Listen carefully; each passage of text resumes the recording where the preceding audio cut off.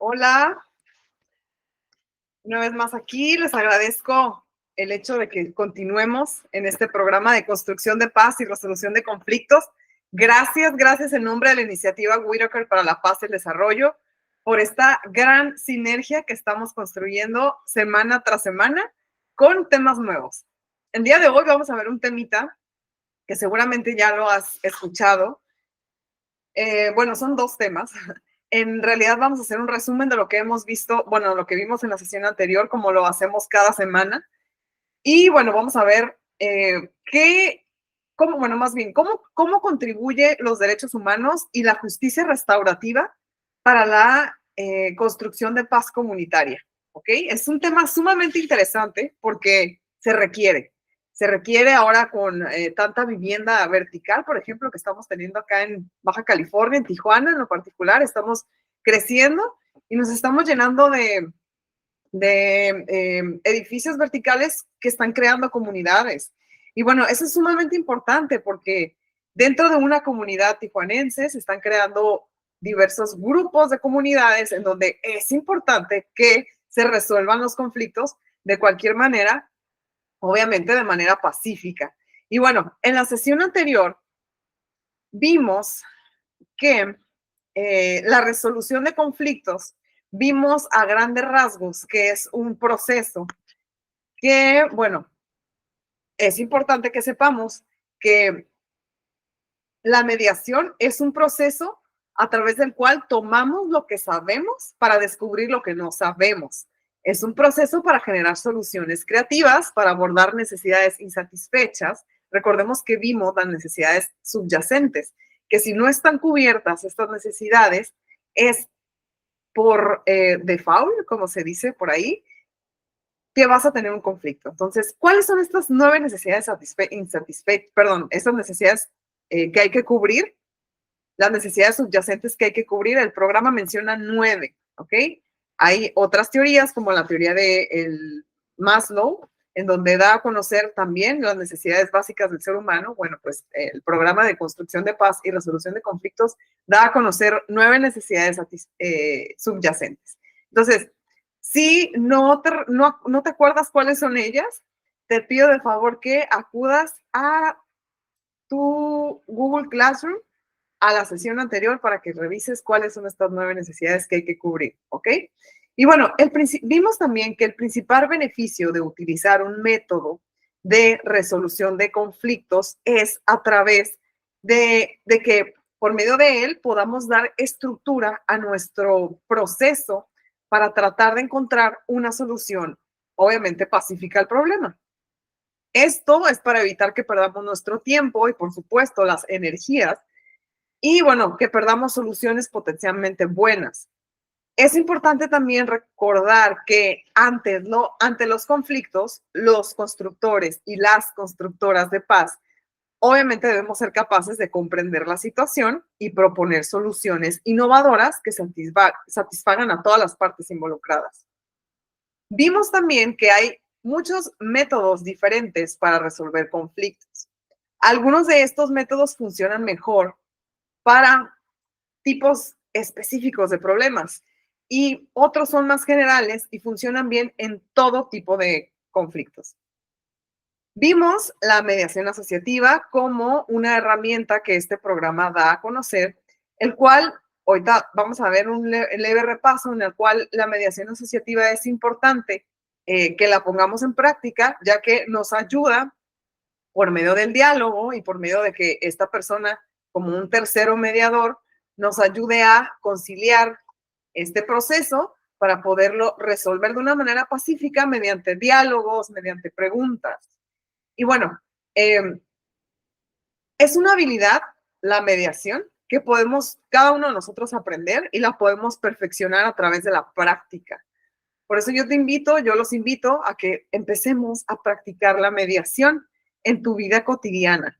No, bueno, si estás pensando en lo profesional, meterte de lleno en lo profesional, yo te felicito también, pero empecemos a crear esta cultura de la mediación, esta cultura del arte de hacer que la paz sea posible mediante una comunicación asertiva, mediante un diálogo, ¿no? Porque todos, cada uno de nosotros podamos convertirnos en constructores o en constructoras de paz, o en mediadores o en mediadores.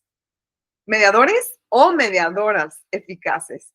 Y bueno, es importante de verdad que nos demos cuenta cómo es que está en nuestras manos poder reconocer que hay que hacer posible que la paz suceda.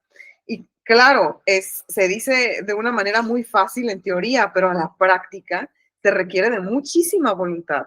Y bueno, quiero decirles que la mediación asociativa es una manera de poder llevar a cabo un, eh, la cultura de la paz a la práctica. ¿Ok? ¿Por qué? Porque empieza el ser humano a trabajar los valores de la bondad, por ejemplo, el valor de la concordia, el valor de la paz, el valor del egocentrismo positivo. Ya expliqué en la sesión anterior acerca de este punto en particular. El día de hoy, bueno, más bien, en tu bitácora de Google Classroom, les compartí precisamente el día de hoy el libro del arte de lo posible, en donde habla extensamente acerca de esto que te estoy comentando, de todo lo que implica la mediación asociativa y cómo es que vamos a sacar a relucir, de qué manera vamos a sacar a relucir los valores intrínsecos que se van perdiendo conforme pasan los años, los días, las horas, cada instante. Hay que también encontrar la parte en donde podamos fortalecer las relaciones con con los seres humanos que tenemos a nuestro alrededor. Entiendo que no es fácil la convivencia humana, pero entiendo que también existen métodos de soluciones pacíficas que nos pueden ayudar a vivir en una convivencia más amena, ¿no? Más sana. La mediación asociativa es una de ellas. Yo cada que puedo, y que cada que hablo de la mediación, es importante que vean esta película, se llama 7 años. Creo que está en Netflix, no sé si ya la quitaron. Creo que la puedes encontrar también en YouTube, si pagas por ahí una renta. Pero bueno, el punto aquí es que si te interesa y puedes ver una mediación como tal, más bien enfocada en lo empresarial, es importante que veas esta película. Te voy a poner este pedazo de la película en donde el mediador da como un punto de vista desde su perspectiva de constructor de paz, de cómo es que vemos el conflicto de una manera tan diferente.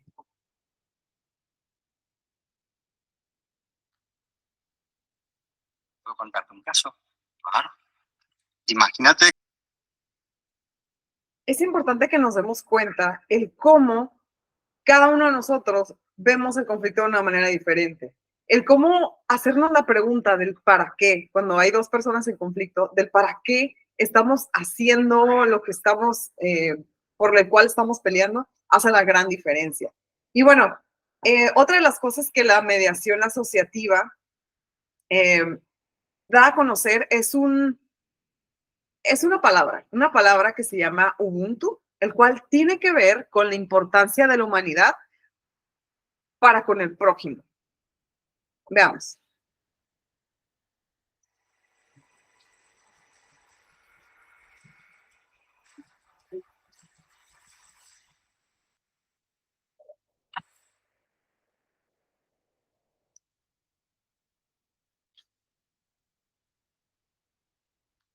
Saludos amigos.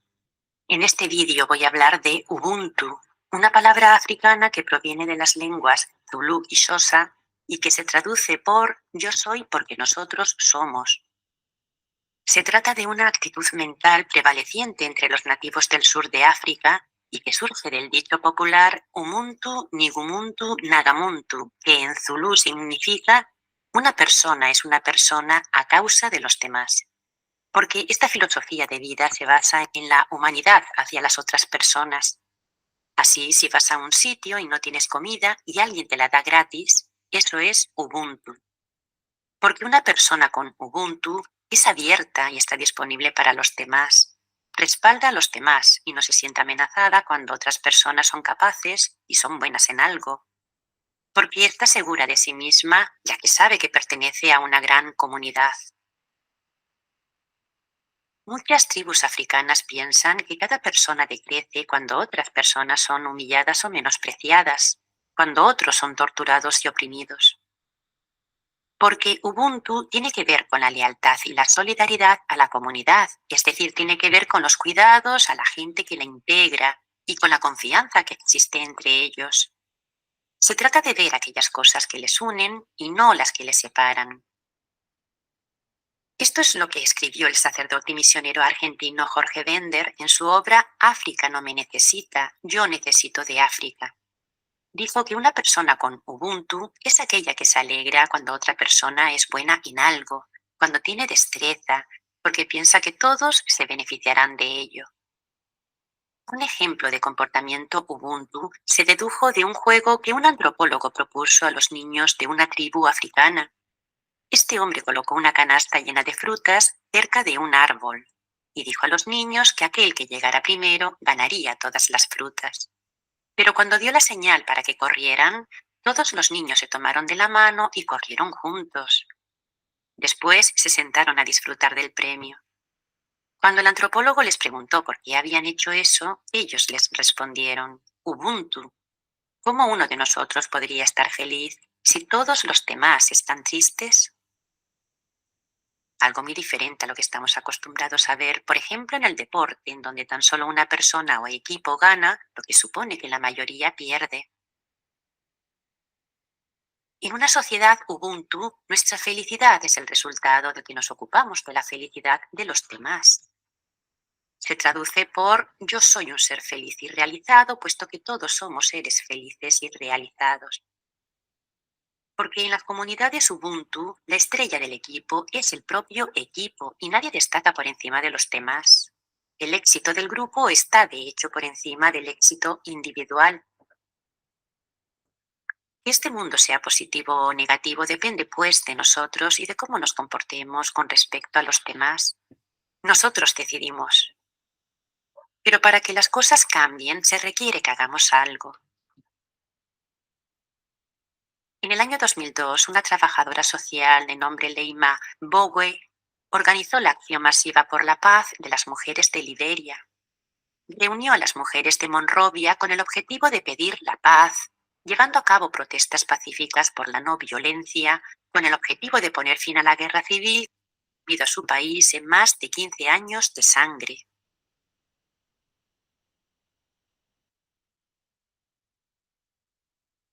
Estas mujeres forzaron una reunión con el presidente Charles Taylor y consiguieron de él la promesa de asistir a un diálogo de paz en Ghana para negociar con los rebeldes liberianos. Leima Bowe organizó la Red de Mujeres para la Construcción de la Paz, dirigiendo una declaración de intenciones al presidente, y lo hizo con las siguientes palabras. En el pasado nosotras éramos silenciosas, pero después de haber sido asesinadas, violadas, deshumanizadas e infectadas por enfermedades, y viendo a nuestros niños y a nuestras familias destruidas, la guerra nos ha enseñado que el futuro yace en decir no a la violencia y sí a la paz. No pararemos hasta que la paz prevalezca. El hecho es que su movimiento trajo el fin de la Segunda Guerra Civil en Liberia en el año 2003, demostrando así la capacidad que tienen las mujeres para prevenir y terminar conflictos.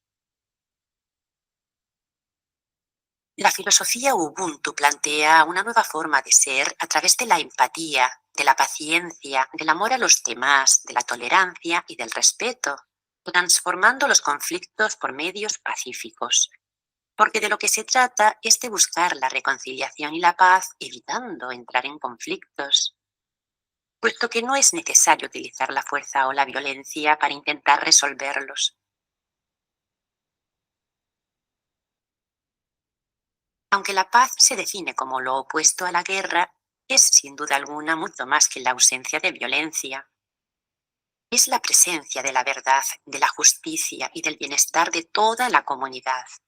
Es un proceso de evolución individual y grupal, así como un proceso de aumento de la consciencia, una señal de despertar espiritual. Se llega a ella cuando tenemos el control de nuestras vidas, porque se trata de un proceso de maduración, un camino de acción diaria.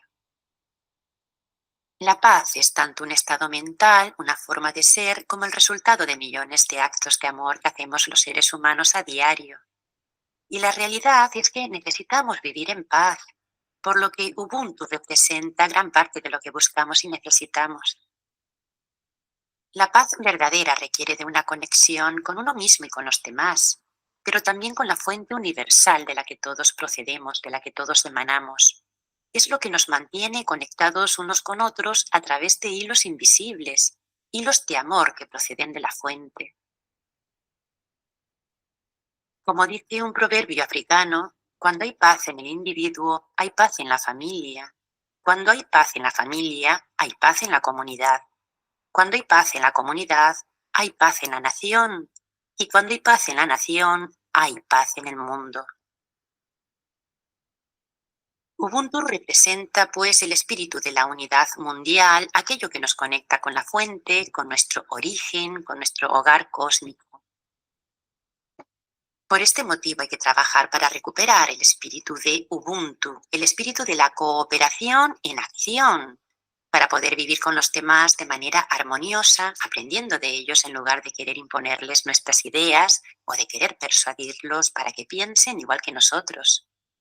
Porque la comprensión es la base de Ubuntu, es la búsqueda de la comprensión recíproca, de la empatía. Si agregamos la filosofía Ubuntu en nuestras vidas, podemos construir sin duda alguna un mundo mejor, puesto que se trata de una energía positiva que nos afecta no solo de forma individual, sino a todos los habitantes de la Tierra. Así, en una sociedad Ubuntu, cada persona enriquece a la comunidad con la que se encuentra conectada, pero también se enriquece de la energía universal que conecta a todos los seres vivos de este planeta. Se trata de algo que va más allá de nuestras existencias físicas, puesto que es algo espiritual y transformador, profundamente transformador, ya que impulsa el cambio de conciencia de toda la comunidad. Se trata de una energía intangible y espiritual dirigida desde las más elevadas dimensiones por quienes cuidan de nosotros, por nuestras familias cósmicas. Es la semilla pleiadiana, la semilla original que vivía en los seres humanos antes de estos ser invadidos y manipulados por los Anunnaki, los cuales sembraron el mundo de egoísmo, individualidad, competitividad y conflictos con el claro propósito de poder así manipularnos mejor. Usando el lema divide y vencerás, crearon partidos políticos, filosofías, religiones y creencias que en realidad dividen a las personas, puesto que no forman parte innata de su naturaleza, sino que atenta contra ella. Y encima invierten nuestra alegría en sufrimiento, nuestra felicidad en dolor. Pero el sufrimiento puede ser revertido por el amor, y el amor tiene por naturaleza, característica y componente la acción.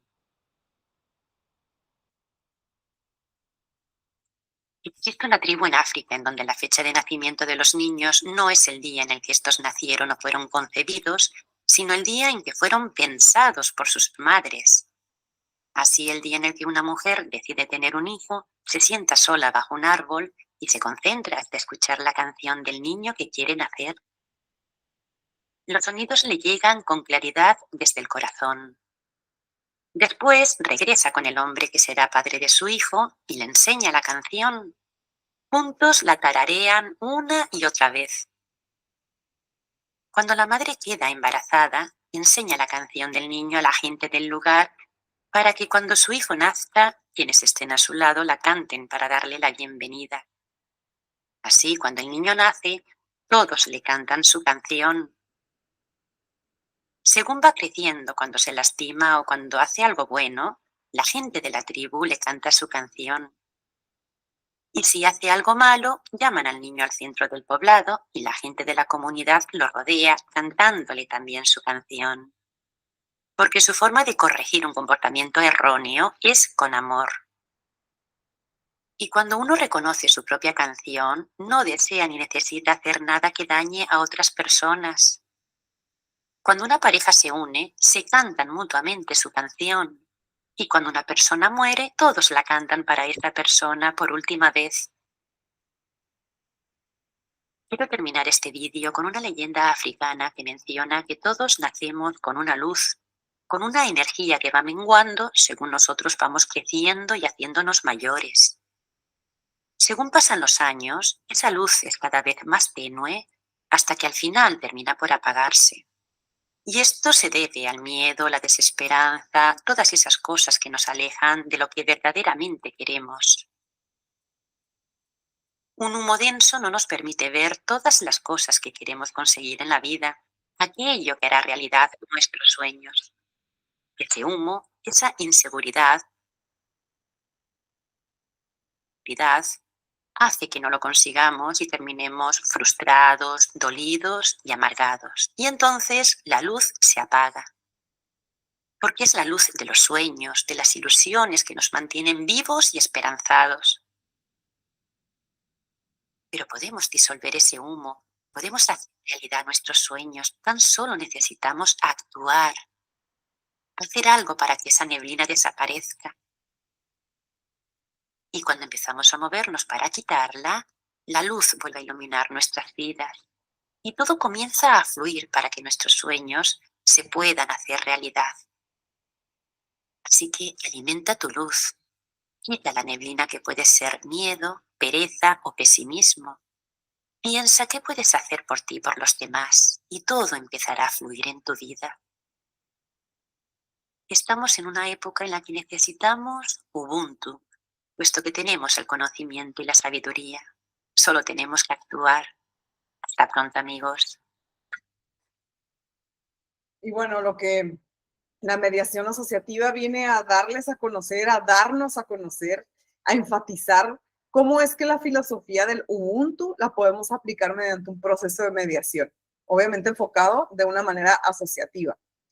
Y bueno, como les decía a un inicio, bueno, al inicio de esta sesión, es importante saber cómo es que en la justicia restaurativa, que también también la justicia restaurativa viene siendo bueno, más bien, lo que busca la justicia restaurativa es cambiar la visión predominante sobre las víctimas y los delincuentes que han sido fundamentalmente para la resolución de conflictos. ¿Qué quiere decir esto? En los enfoques predominantes, las víctimas y los delincuentes son vistos de una forma aislada, ¿ok? Dejando a la comunidad fuera del análisis, dejándolos fuera del análisis de la comunidad, ¿no? Un objetivo central de la justicia restaurativa es principalmente restablecer las relaciones. Es sumamente interesante que esto exista. Y esto, por ejemplo, en un proceso de mediación es sumamente importante. No solo entre las víctimas y los agresores, sino también entre las comunidades enteras que han sido afectadas por el conflicto y la violencia. Aquí, por ejemplo, esto aplica muchísimo en los penales, ¿no? ¿Por qué? Porque por lo regular las dos personas que han cometido un delito no nada más han tenido un conflicto entre sí, ¿no? En realidad a veces es una comunidad completa, ¿no? Entonces, de esta forma, bueno, la justicia restaurativa tiene un fuerte enfoque comunitario, ya que amplía el foco del análisis para abarcar no solo a las partes directamente afectadas por el conflicto, sino a toda la comunidad, como les decía. Y bueno, la justicia restaurativa entiende el conflicto, la violencia y el crimen como situaciones que no solo involucran al individuo particular, ¿no? Sino que afectan a toda la comunidad. Por lo tanto, bueno, el enfoque para solucionar los daños y los conflictos causados por estas acciones no se puede centrar exclusivamente en los individuos. Bajo este punto de vista, cuando el conflicto, la violencia o el crimen afectan el equilibrio de una comunidad, bueno, corresponde a la comunidad entera restaurar ese equilibrio dañado, ¿no? Por lo tanto, bueno, la respuesta de la comunidad no debe de ser señalar y sancionar al individuo específicos por sus acciones, sino más bien involucrarse en un proceso complejo de reconocimiento de la ilicitud del hecho y la reintegración a la comunidad del individuo que cometió el hecho. Digo, obviamente se escucha muy utópico lo que les estoy diciendo, porque si eso sucediera actualmente, pues no hubiera delincuentes en las cárceles, ¿no? Y tan jóvenes. Y bueno, este proceso debe involucrar a la víctima, al agresor y, como les decía, a la comunidad entera, a la comunidad en sí, ¿no? A la comunidad afectada. Y bueno, a diferencia de los modelos predominantes donde el conflicto, la violencia y el crimen son vistos como situaciones que deben tener consecuencias específicas, la justicia restaurativa traslada el foco de las consecuencias de las acciones a los procesos que pueden restaurar el equilibrio perdido en la comunidad. Además de ello, bueno, en lugar de atribuir consecuencias fijas al conflicto, la violencia y el crimen, la justicia restaurativa trata de prestar atención a lo que la víctima de esa acción siente que repararía el daño y restauraría el equilibrio perdido. Es importante que nos demos cuenta que existen métodos alternativos de solución de controversias, que son los MACs, ¿no? Ahorita se los voy a poner aquí. Estas, ¿qué son los MACs? ¿No? Que vienen siendo los métodos alternativos de solución de controversias, que son la mediación, la conciliación y el proceso de justicia restaurativa. ¿Ok? Los objetivos de la justicia restaurativa es de que cada individuo debe asumir la responsabilidad de los hechos que dieron origen al conflicto, particularmente el ofensor, así como participar en su solución y en el compromiso de no repetición de la conducta ofensiva, reparar el daño de la víctima a fin de restaurar lo afectado por el ofensor, en su caso por ambos, ¿no? Reintegrar al infractor con la sociedad a la cual pertenece, fortaleciendo la dinámica funcional de sus integrantes a fin de alcanzar la recompensación del tejido social. Y bueno, ya vimos en la sesión anterior que era la mediación, que era la conciliación, y bueno, la justicia restaurativa lo que nos da a conocer es que es una justicia reparadora y una justicia compasiva, ¿no? Porque restaura, como su nombre lo dice, ¿no? Entonces, es muy bondadosa la justicia restaurativa, al igual que la mediación asociativa, y si las juntamos a estas dos, que hacemos una sincronía, bueno, hacemos un edificio gigante construido de paz sustentable, ¿no? Con estas dos grandes herramientas hechas en solo una, ¿no? Entonces, es por eso, un mediador debe de tener una visión de una justicia restaurativa para poder, obviamente, reparar en sí a las dos partes que están en conflicto por medio de la mediación, pero no nada más eso, que vaya más allá, ¿no? Y que vaya a reestructurar el daño de una comunidad en sí, ¿no? Digo, por supuesto que como les decía, ¿no? Es muy utópico, se escucha muy, pues muy como de ensueños, ¿no? Pero bueno, creo que si paso a pasito lo vamos como involucrando en una mediación, lo podemos lograr, ¿ok? En las escuelas, por ejemplo, esto ya se escucha, estos temas ya se escuchan y mediante un proceso de mediación logramos poder también adherir la justicia restaurativa. Y bueno, aquí les pongo, ¿no? La justicia restaurativa es un sistema a través del cual las partes que se han visto involucradas o poseen un interés en particular en un delito deciden de forma colectiva cómo lidiar con las consecuencias inmediatas de este y sus repercusiones para futuro. ¿Ok?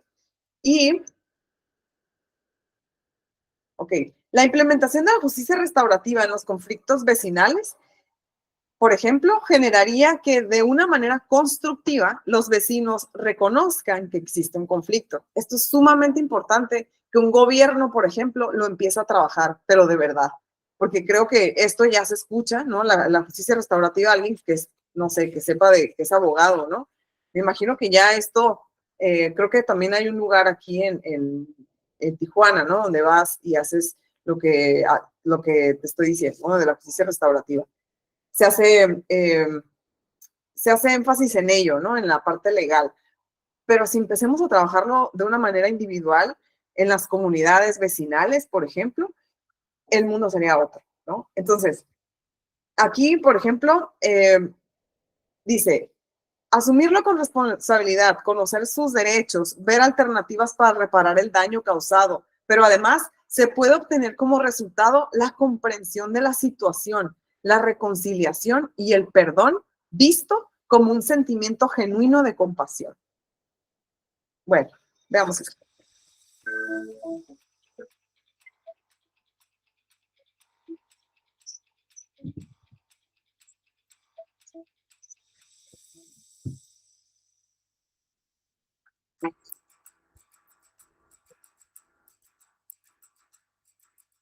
Las prácticas restaurativas se entienden como un conjunto de acciones, estrategias y herramientas que contribuyen a mejorar las relaciones entre las personas. Además, en aquellos casos en que las relaciones se encuentren deterioradas, la idea es que contribuyan también a su restablecimiento o su sanación. Más que formas de hacer, me gustaría que se pensaran también de la mano de formas de pensar y de sentir, de manera que las prácticas restaurativas lo que buscan es permitirles a las personas poder proyectarse de manera constructiva hacia el futuro. Las prácticas restaurativas beben de la justicia restaurativa, que en palabras de Howard Sear es un enfoque que se interesa por los roles y las necesidades de todos los involucrados. Al hablar de todos los involucrados, lo que hace es ampliar el círculo de las personas que participan, de manera que se extiende no solamente a quien ha sido ofendido, la víctima, sino también al ofensor, a la comunidad, a la familia e incluso al Estado mismo. Por tanto, atiende no solamente las necesidades jurídicas de la víctima, sino que también atiende a otras necesidades como la necesidad de información, la necesidad de reparación o reivindicación, la necesidad de poder relatar los hechos, de sentirse escuchado y, una muy importante, de poder participar directamente en la gestión de los asuntos que le involucran. De la misma manera, se atienden las necesidades del ofensor en tanto le permite poder responsabilizarse por las consecuencias de sus conductas y poder integrarse a la comunidad, no quedar excluido de ella. De la misma manera, este enfoque reconoce que la comunidad también tiene necesidades y responsabilidades en relación con todos sus miembros, incluido el ofensor. De manera muy sintética, podríamos decir que la justicia restaurativa busca dar respuesta a 3 preguntas. ¿Quién ha sido dañado? ¿Cuáles son sus necesidades? ¿Y quiénes tienen responsabilidades en ello? Finalmente, hay que señalar que la diferencia entre prácticas y justicia restaurativa es que las primeras no solamente tienen un enfoque reactivo, como lo hace la justicia, responder posterior a la violencia, sino que también tienen un enfoque preventivo y proactivo, lo que hace que pueda extenderse su aplicación. De manera general, las prácticas restaurativas pueden aplicarse para atender las múltiples violencias que se presentan en los espacios educativos. Solo que, como venía diciendo antes, al su aplicación ampliarse un poco más, pueden integrarse a la ruta de atención integral de las instituciones educativas, no solamente en el componente de atención, sino también en los componentes de prevención, promoción y seguimiento, constituyéndose entonces no solamente en una forma de atender las situaciones que afectan la convivencia, sino también en una herramienta pedagógica que aporta a la formación de otras subjetividades. En consonancia con lo anterior y atendiendo a la naturaleza de las prácticas restaurativas, el objetivo fundamental de estas es contribuir a la construcción de comunidad, en la medida en que permiten fortalecer las relaciones interpersonales y restablecer aquellas que se encuentren deterioradas. Dado que para que las personas se involucren en la gestión de los conflictos, se necesita que se comprometan también desde el sentir, el pensar y el hacer, y en la búsqueda de soluciones creativas, las prácticas restaurativas no solamente están aportando a la construcción de una cultura de paz, sino que también estarían permitiendo la emergencia de unas subjetividades que realmente le apuesten a la convivencia pacífica. La mediación puede entenderse como una forma de abordar los conflictos desde un enfoque de justicia consensual, es decir, ese en el que las mismas partes construyen una solución justa a sus intereses y sus necesidades. La mayoría de los conflictos entrañan violencia, unas veces violencias directas, pero quizás la mayoría, si no todas las veces, violencias que son estructurales y violencias simbólicas. Es en esta parte en el que la justicia restaurativa empieza a aportar o a ir de la mano de la mediación de los conflictos, en tanto, considero yo, toda mediación de conflicto debería abordarse desde un enfoque restaurativo. Si lo hacemos de esta manera, no solamente estaríamos consiguiendo transformar la relación y reparar los daños causados al interior del proceso que ha tomado el conflicto, sino que también permitiríamos la construcción de otros significados, de otras representaciones, de otros sentidos que realmente nos permitan construir relaciones por fuera de la marginalización y la opresión. Considero que no es suficiente con abogar por el diálogo entre las personas, ya que el diálogo mismo no es susceptible o no es suficiente para enfrentar las injusticias, los sufrimientos y las desigualdades de los sujetos que están vinculados por un conflicto. Por ello, o sea, me gustaría poner de presente que este tipo de enfoque tiene que rescatar o tiene que luchar por la búsqueda de nuevos significados, nuevos sentidos que realmente nos permitan construir un marco ético y político transformador de relaciones. Exacto, un diálogo no basta, ¿no? Obviamente hay que echarle también sal y pimienta. ¿Y cuál es la sal y pimienta? Es el diálogo, la comunicación asertiva, la lluvia de ideas para poder reestructurar, ¿no? Para poder llegar a acuerdos y donde las dos partes ganen. ¿Qué más? La paz interior. Y bueno, todos los temas que les he dado a conocer a lo largo de estas 11, 10 sesiones creo que ya llevamos. Y bueno, creo que es importante que le echemos todo, ahora sí que en una misma olla, ¿no? Como si estuviéramos cocinando, ¿no? Es importante que pongamos sobre la mesa todos estos temas y que saquemos en cada que podamos, saquemos este tema a relucir. ¿Por qué? Porque es importante que tomar en cuenta que hay herramientas que hay que practicarlas. La comprensión de la justicia restaurativa, ¿no? Busca, como les decía, busca restituir el daño, ¿no? Que producen las personas mediante las personas y las comunidades, ¿no? Y bueno, creo que esto ya lo dije hace un momento, todos estos puntos que tienen un enfoque comunitario, el enfoque para resolver los daños y problemas causados por estas acciones no puede enfocarse exclusivamente en los individuos, o sea, es que volvemos a lo mismo, la mediación asociativa en sí, mediante un proceso, hay que agregarle la restauración, ¿ok? La justicia restaurativa. Y bueno, este es un documental que les quiero compartir en su bitácora de la sesión que les voy a agregar todo el material de este tema del día de hoy.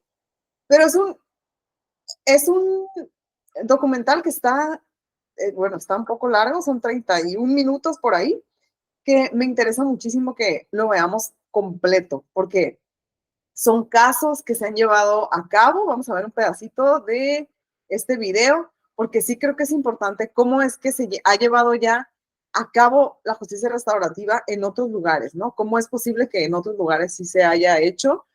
Y que, bueno, si se ha hecho en otros lugares, es posible que también nosotros lo podemos llevar a cabo, ¿no? Cada ser humano está determinado por vivencias y recuerdos de distintas experiencias que hacen que todo individuo sea un universo particular. Esto nos ha llevado a convivir con el otro, muchas veces tolerando esa diferencia de manera pacífica y armoniosa, pero también otras tantas de manera conflictiva y violenta.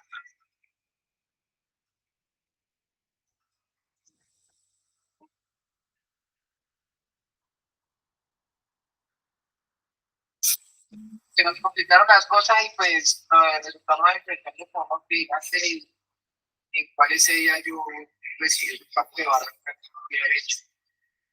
Y mantenieron otras ahí armadas hasta, o sea, yo era una de las que hasta con el más bravo me paraba. Solamente en el corazón de nosotros ya había venganza, no había nada más. perdimos el año, ya no a mí no me importaba, nosotros nos volvimos rebeldes, nos volvimos groseras, ya no respetábamos a nadie. Estábamos dándonos balas cuando todos Leo cuando volteé a ver esta jalada que estaba en el suelo. Entonces me tocó meter un tiro en la pierna a él y pues pasó huyendo del barrio donde vivíamos. Fue uno de los que empezó con la frontera invisible en Romero Grande. Hice pues pocos, pero esa familia eran muchos, hurtos. Y hoy vamos a comprar un arma, la voz de hermano no se va a quedar así.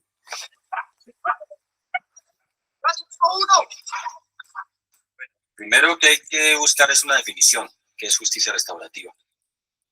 Y yo quisiera hacerla por contraste con el régimen penitenciario, con el régimen penal.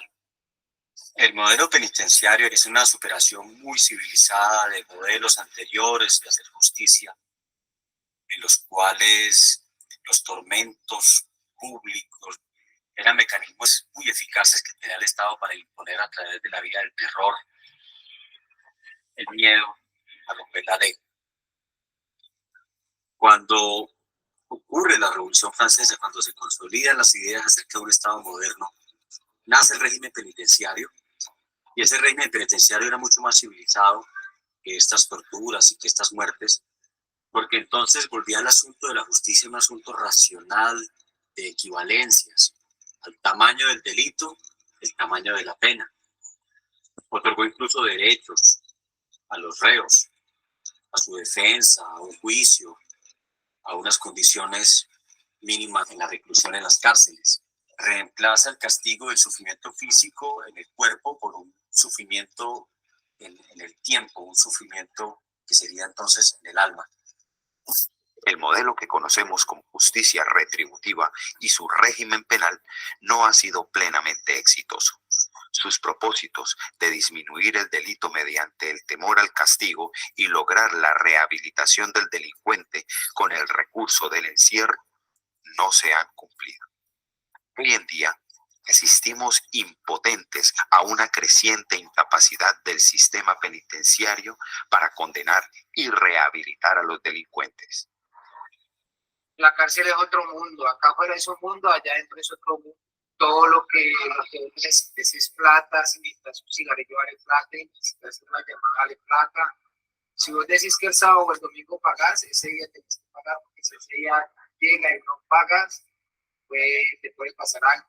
Ese modelo con el cual se rigen prácticamente todas las sociedades contemporáneas, todos los estados contemporáneos en Occidente, es un modelo que está en crisis.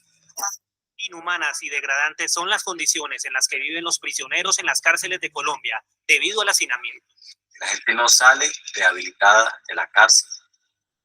La cárcel, decía el arzobispo de Montuto, es la mejor manera de hacer a alguien malo, peor. La cárcel debería ser un modelo que aísle, digamos, a los delincuentes muy peligrosos, pero otra gran gama de delitos deberían de tener un tratamiento distinto, porque la cárcel no está sirviendo ni para rehabilitar, no está sirviendo realmente para transformar la sociedad y se está convirtiendo en un estigma. Una persona que sale de la cárcel no puede ingresar a las redes de la economía legal porque ya no le dan trabajo, porque ya lleva el estigma en la frente de ser un expresidiario. Las únicas redes que le quedan son aquellas de la delincuencia, aquellas de la ilegalidad donde ya probablemente estaba. Colombia tiene una población carcelaria de más de 116.000 reos, con un costo cercano de 2 millones de pesos mensuales, cada uno de ellos.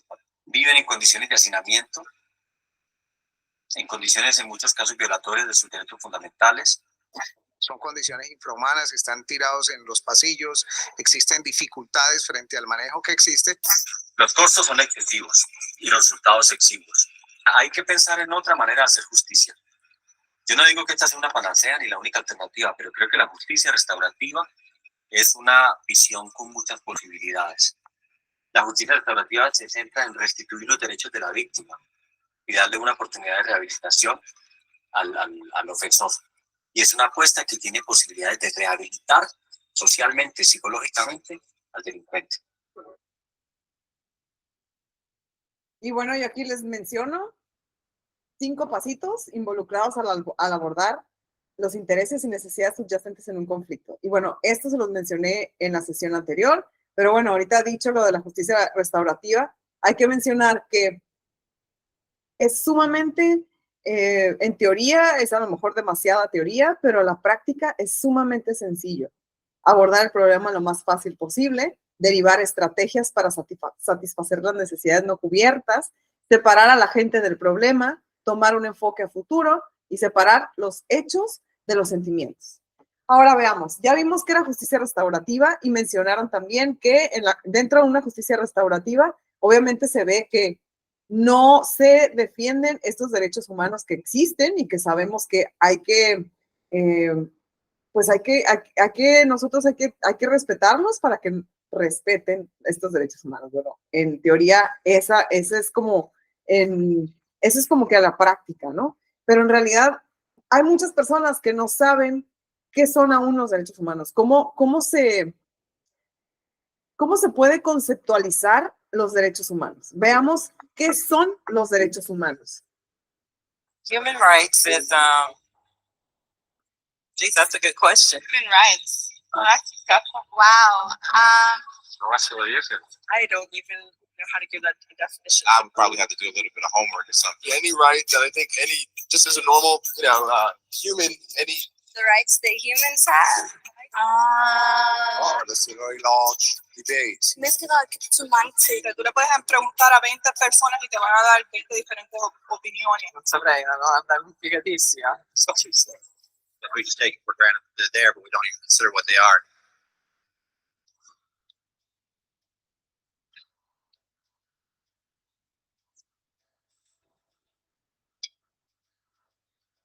Los derechos humanos son los derechos que simplemente tienes por el hecho de ser humano. Es la forma en que instintivamente esperas que se te trate y el trato que mereces como persona, como el derecho a vivir en libertad, expresar tus pensamientos y a ser tratado con igualdad. Hay muchos tipos de derechos. La mayoría es aplicable a ciertos grupos. Pero los derechos humanos son los únicos que corresponden absolutamente a todos, en todas partes. Significan niños, personas mayores, gente pobre, basquetbolistas, recolectores de basura, cantantes de rap, maestros africanos, indios, albanos, cristianos, musulmanes, cabalistas, ateos, tu mamá, tu papá, el vecino y tú mismo. Todos tienen exactamente los mismos derechos humanos. En otras palabras, son universales. Pero la pregunta sigue en pie. ¿Qué son? Name the human rights. What the human rights are? The right to live. Equality between all peoples. Right to religion, the right to... There's supposed to be a list somewhere I should be aware of. De acuerdo con las Naciones Unidas, hay un total de 30 derechos humanos que generalmente se agrupan y sencillamente se llaman derechos humanos.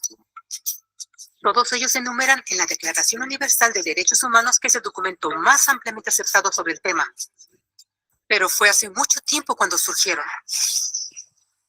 Al principio no había derechos humanos.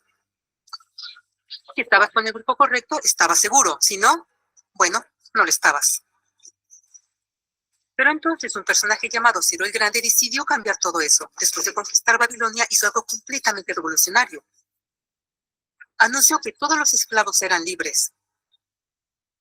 También dijo que la gente tenía la libertad de escoger su religión sin importar de qué grupo formara parte. Documentaron sus palabras en una lápida de barro conocida como el cilindro de Ciro. Y así nacieron los derechos humanos.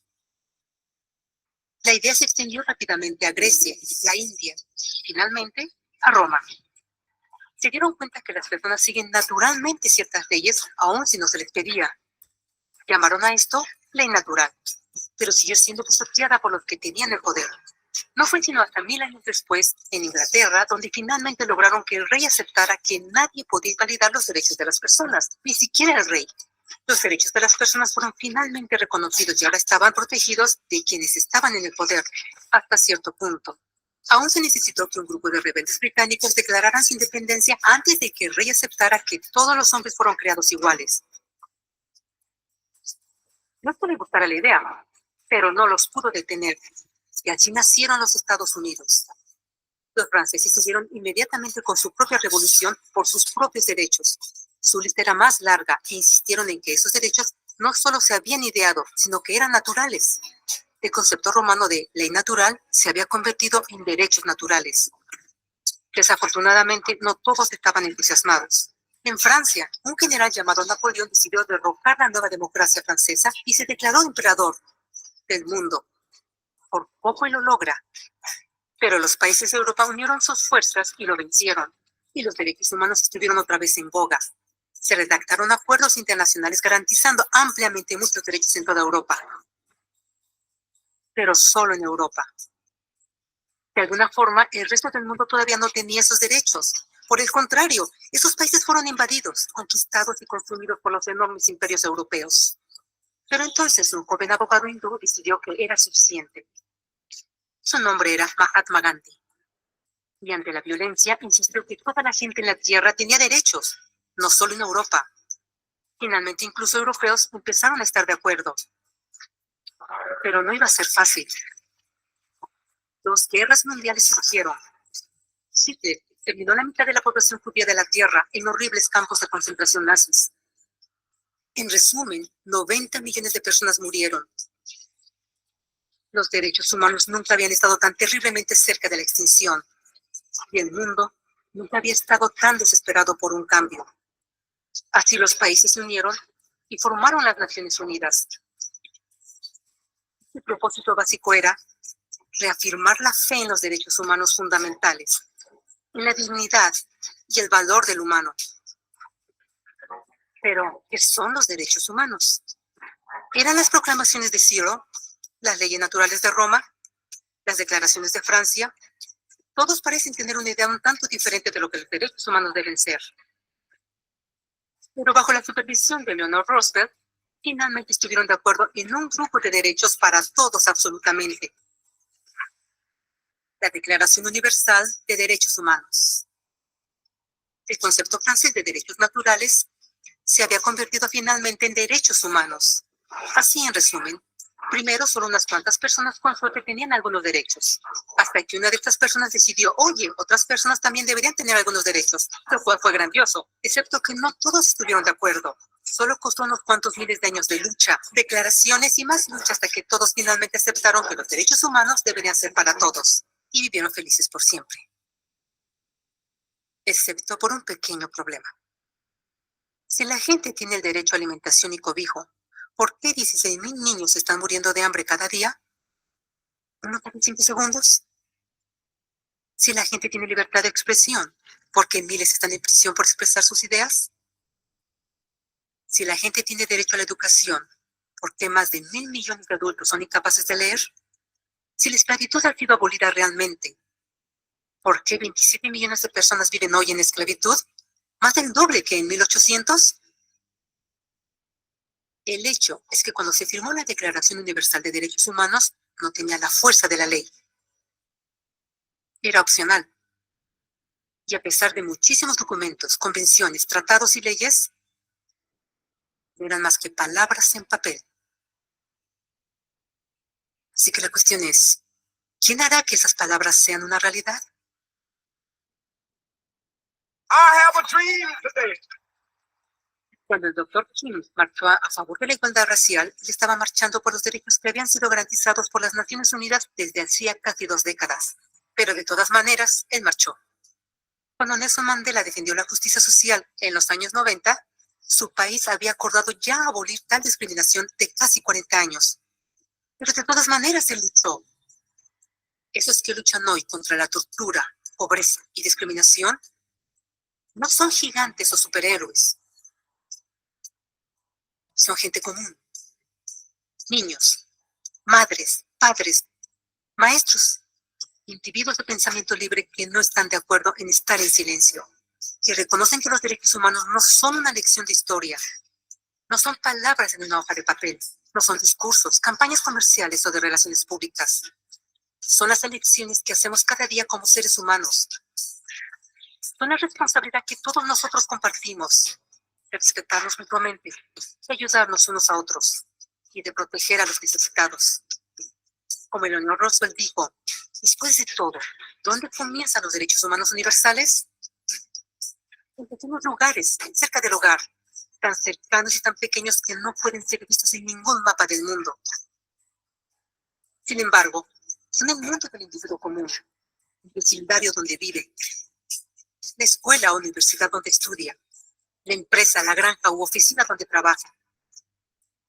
Tales son los lugares donde cada hombre, mujer y niño busca igualdad de justicia, igualdad de oportunidades, igualdad de dignidad sin discriminación. A menos que estos derechos tengan un significado ahí, no tendrían significado en ninguna parte.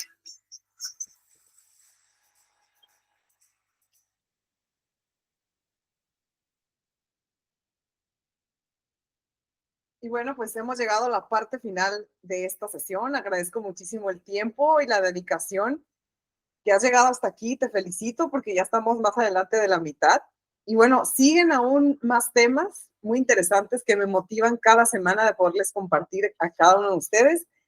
A quien atiende este programa de manera en vivo, ¿no? Cada semana con estas sesiones y se conectan de manera en vivo o de manera sincrónica. Es importante también que reconozcamos cómo es que de manera asincrónica también creamos la sinergia que se requiere para la construcción de paz. Los invito a que reflexionemos, como siempre, como cada sesión, que pensemos muchísimo acerca de qué método vamos a utilizar para hacer valer mis derechos humanos, esos 30 derechos que existen y que seguramente nos quedamos cortos, ¿no? Existen aún más, ¿no? Pero ¿cuáles son estos derechos que voy a hacer valer, ¿no? ¿La justicia restaurativa realmente construye paz? Hay que analizar cómo es que, sí, por un efecto comunitario podemos lograr esta restauración que mediante un proceso de justicia, ¿no? Alternativa podamos lograr, ¿no?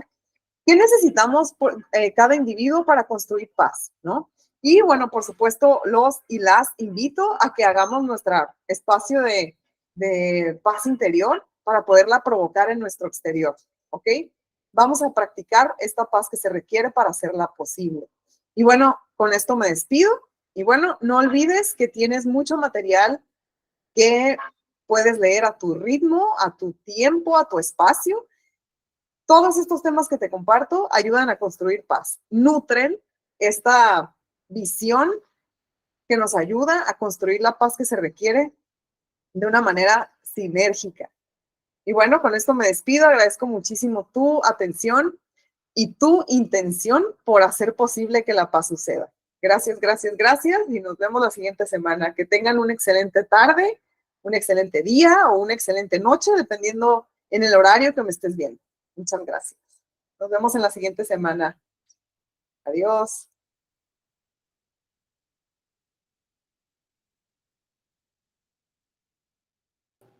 Gracias.